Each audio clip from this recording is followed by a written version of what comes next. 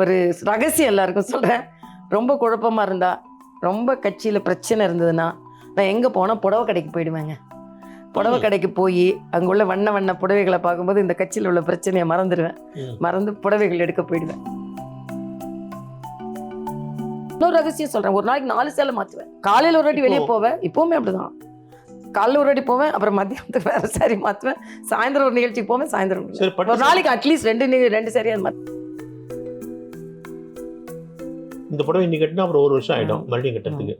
அப்போ நான் நிறைய படம் வாங்கினமே நீங்கள். இல்லை இருக்கு அவ்வளோ நான் ரொம்ப நாளாக சேர்த்துட்டு வரேன்ல. எத்தனை பீரோ வச்சுருக்கீங்க அப்படின்னா? அது சொல்ல முடியாது. சரி, உங்கள்கிட்ட உள்ள புடவையில் ஹையஸ்ட் ப்ரைஸ் எவ்வளோ, லோயஸ்ட் ப்ரைஸ் எவ்வளோ சொல்லலாமா? ஹையஸ்ட் ப்ரைஸ்னா 10,000 15,000. அவ்வளோதானே. லோயஸ்ட் ப்ரைஸ்னா 300 400. 300 ரூபாய்க்கு கட்டுவீங்க? கட்டியிருக்கேன். அழகாக இருந்தால் எடுத்துருவேன். 300. கருப்பு மட்டும் அவாய்ட் பண்ணுவேன். பிடிக்காதுன்னு சொல்ல முடியாது. ஏன்னா நான் சனி பகவான ராசி தான். அதனால கருப்பு பிடிக்காது சொன்னால் சனி பகவானுக்கு கோவம் வந்துடக்கூடாது. ஆனால் எனக்கு கருப்பு சென்டிமெண்டெல்லாம் கருப்பு சாரி காட்ட மாட்டேன். அதுக்காக உடனே இது பெரியார் கலரு, இல்லைன்னா ரவி போகிற இடத்துலலாம் கருப்பு சட்டை போடக்கூடாது, அதனால இவங்க கருப்பு அப்படி லிங்க் பண்ணிட்டானுங்க. வணக்கம் வாவ் தமிழா நண்பர்களே. இன்றைக்கு ஒரு ஸ்பெஷல் பர்சனை சந்திக்க போகிறோம். அவர் 2 மாநிலங்களின் கவர்னராக இருந்தவர், தமிழ்நாடு பாரதிய ஜனதாவின் தலைவராக இருந்தவர், கட்சியின் தேசிய அளவில் பல உயர்ந்த பொறுப்புகளை வகித்தவர் என்று அவருக்கு பல சிறப்புகள் இருந்தாலும் எல்லாவற்றையும் விட சிறந்தது அவர் ஒரு அற்புதமான போராளி. தமிழகத்தில் பாஜக துளிர் விடாத போது தாமரை தமிழ்நாட்டில் மலர்ந்தே தீரும் என்று வீதியில் இறங்கி வீரம் முழக்கமிட்டவர். இதனால் நிறைய ஏச்சு பேச்சுக்களை சந்தித்தவர். அதை பற்றி அவர் என்றுமே கவலைப்பட்டதில்லை. போராளிகள் அப்படித்தான் இருப்பார்கள். வணக்கம். வணக்கம் அபிஷா மேடம். போராளியின் வணக்கம். எப்படி இருக்கீங்க? பிரமாதமாக இருக்கேன். கவர்னர் பதவியிலேருந்து வந்ததுக்கப்புறம் அது ஒரு டென்ஷன். அதுலேருந்து வெளில வந்ததுக்கப்புறம் உங்கள் முகத்தில் ஒரு புது உற்சாகம் தெரியும். நான் ஃபீல் பண்ணேன். அப்படியா? நான் அது டென்ஷன்னு எடுத்துக்கல. அது எனக்கு ஒரு வாய்ப்பாக எடுத்துக்கொண்டு அதில் ஒரு வேலை நீங்கள் சொன்ன மாதிரி ஒரு வரையறைக்கு உட்பட்ட வாழ்க்கை. நம் வாழ்க்கை நம் கையில் இல்லை, நம் பாதுகாப்பு நம் கையில் இல்லை, நம் நிர்வாகம் நம்ம கையில் இல்லை. மற்றவர்கள் இருக்கிற நிர்வாகத்திற்குள் நாம் இருந்தோம். இன்னைக்கு நாம் அதை விட்டு வெளியே வந்திருக்கிறோம். அதுவும் ஒரு வாய்ப்பு தான். அந்த 4.5 வருடம், ஒரு 5.5 வருடம் மாநில தலைவர், அது ஒரு புது அனுபவம். 4.5 வருடம் ஆளுநர், அது ஒரு புது அனுபவம். 2 மாநிலங்கள், அங்கே எப்படி அரசியல் என்ன எல்லாம் பார்த்து கொள்வதற்கு ஒரு புது அனுபவம். பின்பு இவ்வளவு உயர்த்திய ஒரு கட்சியை ஒரு சாதாரண தொண்டனாக இருந்து நாம் உயர்த்த வேண்டும் என்ற எண்ணத்தோடு வந்திருப்பது இன்னொரு அனுபவம். இப்போதான் சுதந்திர காற்றை சுவாசிக்கிறாப்புல தோணுது இல்லை? அப்படின்னு இல்லை, ஒரு அரசியல் காற்றை சுவாசிப்பதை போல். அப்போது ஆட்சி காற்றை சுவாசித்துக் கொண்டிருந்தோம். கவர்னர் பதவியிலிருந்து கொஞ்சம் முன்னாடியே விலகி கொஞ்சம் அரசியலில் இறங்கியிருந்தா இப்போ மறுபடியும் இன்னும் கொஞ்சம் வெற்றி வாய்ப்பு ஈஸியாக போயிருக்கும்னு நினைச்சீங்களா? இல்லை, நான் எப்போவுமே எனது நேரத்தை ஆண்டவரிடமும் ஆண்டு கொண்டிருப்போடும் விட்டுருவேன். இந்த நேரம் எப்பொழுது எனக்கு வருகிறது, அந்த நேரத்தில் எந்த பணி எனக்கு கொடுக்கப்படுகிறது என்று. நீங்க சொன்ன மாதிரி அதற்கு முன்னாலேயே வெளிவருவதற்கான வாய்ப்புகள் கொஞ்சம் குறைவாக இருந்தது. உதாரணத்திற்கு 2 மாநிலங்களிலுமே எனது பணி சிறப்பாகவே நடைபெற்றது. ஆக அங்கே இருந்து என்னை விடுவிப்பது என்பது, ஏனென்றால் பணி சிறப்பாக நடைபெற்று கொண்டிருக்கும் பொழுது அது நிர்வாகத்தில் பாண்டிச்சேரியில் ஒரு தமிழ் தெரிந்த ஆளுநராக இருந்து அங்கே பல மாற்றங்களை முதலமைச்சரோடு சேர்ந்து கொண்டு வருவதற்கு ஒரு உதவியாக இருந்தது. உதாரணத்திற்கு இன்னைக்கு 7.5% மருத்துவ மாணவர்கள் அரசாங்க பள்ளியில் படித்தவர்கள் என்று காலையிலிருந்து பேட்டிகள் போட்டு கொண்டிருக்கிறார்கள். இல்லை என்றால் எங்களுக்கு இந்த ரிசர்வேஷன் இல்லைன்னா எங்களுக்கு இடம் கிடைச்சிருக்கான்னு. இதை விட 10% புதுச்சேரிக்கு அரசாங்க பள்ளி மாணவர்களுக்கு நான் முயற்சி செய்து அதை கொண்டு வந்தேன் என்ற பெருமை. ஆக இப்படி தமிழ் தெரிந்த அந்த பகுதியை சார்ந்த துணைநிலை ஆளுநர் என்ற வகையில் முதலமைச்சரோடு இணைந்து பல திட்டங்களை கொண்டு வந்து கொண்டு இருந்தேன். அதனால் அங்கே எனது பணி தேவையாக இருந்தது. அதே போல தெலுங்கானாவில் ஒரு 6 கிராமங்களை தத்தெடுத்து அந்த மக்களோடு மக்களாக பழகி, ஆக 2 இடங்களிலுமே எனக்கு அதிகாரப்பூர்வமாக நான் அவர்களோடு இணையவில்லை என்றால் அன்பு பூர்வமாக மக்களோடு இணைந்திருந்ததனால் என்னால் அந்த பணிகளை விட்டுவிட்டு உடனே வர முடியவில்லை. தேர்தல் நெருங்கியவுடன் இதற்கு மேல் நாம் தாமதம் செய்ய முடியாது என்பதனால் வந்தேன். நீங்க மீண்டும் தேர்தல் களத்தில் குதித்தீங்க பாருங்க அரசியல்ல. இது உங்களுடைய விருப்பமா அல்லது மோடிஜியோட விருப்பமா? இல்லை, என்னுடைய விருப்பம் தான். ஏன்னா இது 2 மாதிரி கருத்துக்கள் வருது. ஆமா. தமிழிசை தான் விருப்பப்பட்டு இறங்கினாங்கன்னு சில பேர் சொல்றாங்க. இல்ல மேலிடத்து உத்தரவு. மேலிடத்து உத்தரவு இல்லை, நான் தான் இறங்கினேன். இன்னும் சொல்ல போனா மரியாதைக்குரிய பாரத பிரதமர் அவர்கள் 2 மாநிலங்களிலும் சிறப்பாக செயலாற்றி வருகிறீர்கள். அதுல எங்களுக்கு மிக்க மகிழ்ச்சி. இவ்வளவு வசதிகள் எல்லாம் விட்டுட்டு நீங்க மறுபடியும் அரசியலுக்கு வரணுமா என்ற கேள்வியெல்லாம் என்கிட்ட கேட்டார். அதனால நான் தான் மிக உறுதியாக, ஏனென்றால் உங்களுக்கு நன்றாக தெரியும், தேர்தல் என்று போட்டியிட்டால் உடனே வெற்றிதான் என்று நம்மளால எடுக்க முடியாது.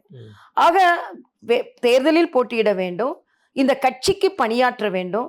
நம்மை ஆளுநர் அளவிற்கு உயர்த்திய கட்சிக்கு நன்றி உணர்ச்சியோடு நமக்கு சக்தியும் நேரமும் ஆற்றலும் இருக்கும் பொழுது, அந்த ஆற்றலும் சக்தியும் இந்த கட்சி தமிழகத்தில் உயர்ந்து வருவதற்கு நமது பங்கு இருக்க வேண்டும் என்பதுதான் எனது பிரதான விருப்பமாக இருந்தது. அரசியலை தாண்டி உங்க அழகான புடவை செலக்ஷன் பத்தி பேசலாமா? பேசலாம் பேசலாம், நல்லாவே பேசலாம்.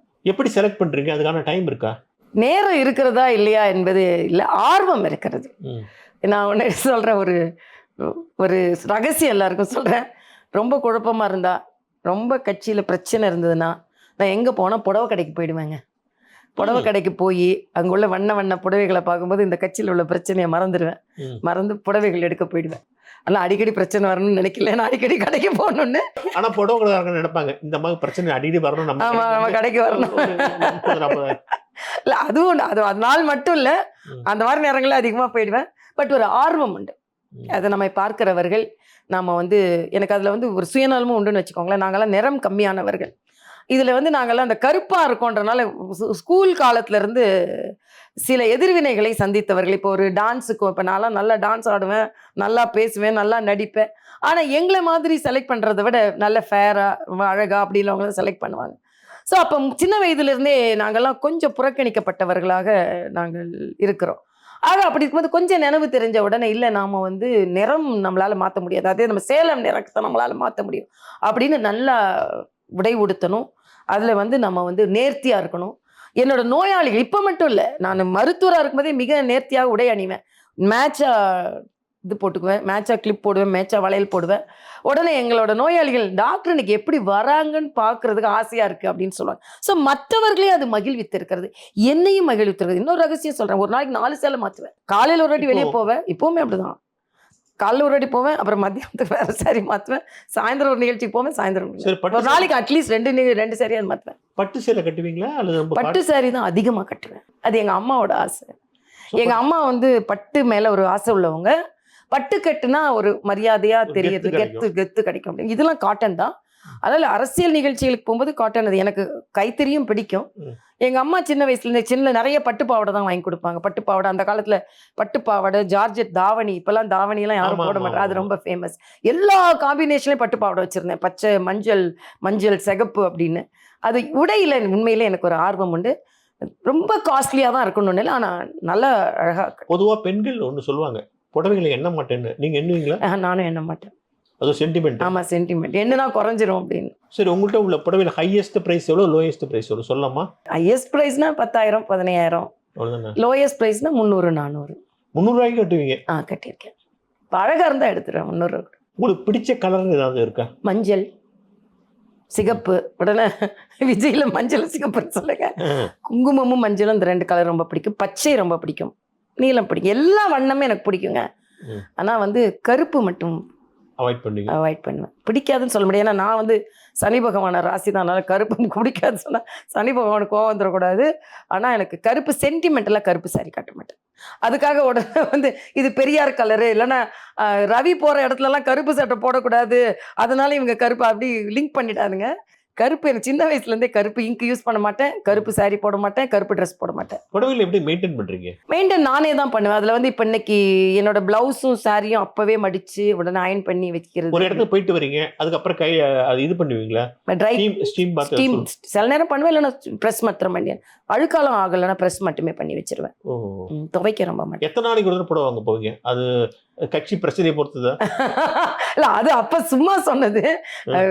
எப்ப பிடிக்குதோ, எப்பெல்லாம் போர் அடிக்குதோ அப்ப படம் வாங்க போவேன். ஆனா கடைக்கு போறதுல ஒரு ஆசை உண்டு. வெரி அது இப்ப முடியல. அந்த காலத்துல பாண்டி பஜாரோட கடைக்கு போறது ரொம்ப பிடிச்சமான விஷயம். ம். ஆனா மெயினா அந்த பிளாட்ஃபார்ம் கடையில வாங்குவேன் அவங்கள விட. ஏன்னா அவங்களுக்கு கடைக்காரங்களுக்கு எப்போ வேணாலும் வியாபாரம் நடந்துரும். பிளாட்ஃபார்ம் கடைக்காரங்களுக்கு தான் பேரம் வியாபாரம் பேசி வாங்க அதிகம். உங்களுக்கு இல்ல பிடிக்குமா? இல்ல அவங்க கேட்கறதோட கூட கொடுப்பேன். சில்லறைலாம் வச்சுக்கோங்க அப்படின்னு சொல்லுவேன். அதனால ம். பேரம் பேசுற பழக்கம் ஒரு இல்லை. புடவை எத்தனை நாளைக்கு அப்புறம் மறுபடியும் கட்டுவீங்க? 1 வருடம். இந்த புடவை இன்னைக்கு கட்டினா அப்புறம் 1 வருஷம் ஆயிடும் ம். மறுபடியும் கட்டுறதுக்கு. ம். அப்பனா நிறைய புடவை வாங்கணுமே நீங்க. இல்ல இருக்கு என்கிட்ட. அவ்வளவு நான் ரொம்ப நாளா சேர்த்துட்டு வரேன்ல. எத்தனை பீரோ வச்சிருக்கீங்க அப்படின்னா? அது சொல்ல முடியாது. நிறைய வச்சிருக்கேன். ம். புடவைக்கு ஏத்தாப்புல இது உண்டா? ஆமா. பழக்கம் உண்டா? ஆமா. நெக்லஸ் போடுவீங்க. ஆமா. அதே மாதிரி தான் இது நீல கலர், ப்ளூ கலரும் ஒயிட்டும் இதுல இருக்குன்னா ப்ளூ கலர் ஒயிட் போட்டிருக்கேன். Blue colour. ஆ. இந்த கலருக்கு இந்த கலர் வளையல் போட்டிருக்கேன். சோ அது ஒரு செட் ஆஃப் இது அது வச்சிருக்கீங்க. செட் வச்சிருக்கேன். அது டக்குனு புடவை எடுக்கும்போதே மைண்ட்ல அந்த செட் ஞாபகம் வந்துரும். அது அக்சசரிஸ் சின்ன வயசுல இருந்தே அப்படி சமயத்துல அந்த பழக்கம். செட்டு கிடைக்க புடவையை மாத்திருக்கீங்களா? மாத்திருக்கேன்.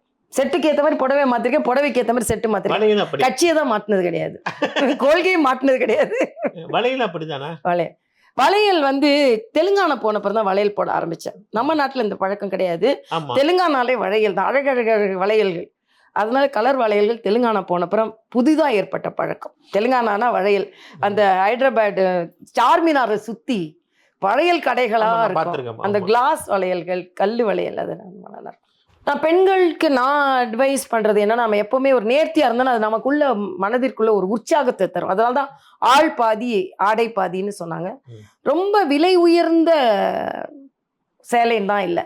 ஒரு நல்ல விலை குறைந்த சேலையா இருந்தாலும் அதை கட்டி அதுக்கேற்ற மாதிரி நான் பிளாஸ்டிக்ல கூட சில நேரம் கம்மல் போட்டிருப்பேன். பிங்க்னா பிளாஸ்டிக். அது 10 ரூபா தான் இருக்கும். ஸோ நம்மை நேர்த்தியாக உடை அணிந்து கொள்ளும்போது நமக்கு உள்ளுக்குள்ளேயே ஒரு புத்துணர்ச்சியும் உற்சாகமும் வருகிறது. ம். ஆக அது நமது பணியில் அது பிரதிபலிக்கிறது. அதனால பெண்கள் அப்படி இருக்க வேண்டும் அப்படின்றது எனது ஆசை.